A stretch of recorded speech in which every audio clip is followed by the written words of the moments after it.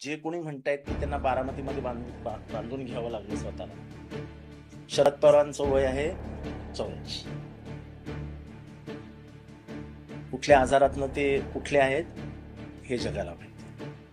त्यांची प्रकृती कशी आहे सगळ्यांना माहिती. असं असताना हा माणूस वर्ध्यात जाऊन 3-3 सभा घेतो, विदर्भात सभा घेतो, तिथे सर्वात जास्त ऊन आहे.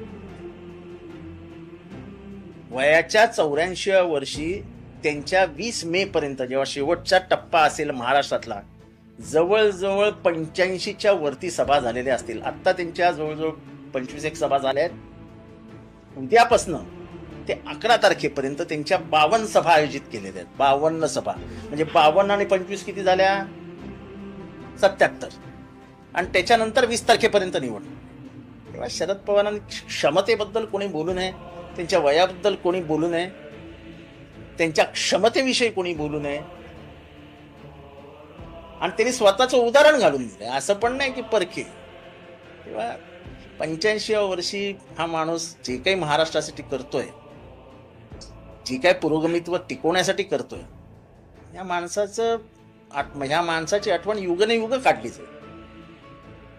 म्हणजे प्रेरणा स्तोत्र म्हणता येईल. म्हणजे ह्या वयात लोकांना भुवळ येते, चक्कर येते, पडतात, घाम येतो, थकवा येतो, मला येतो. शरद पवारांना कधी आलेला मी तरी नाही.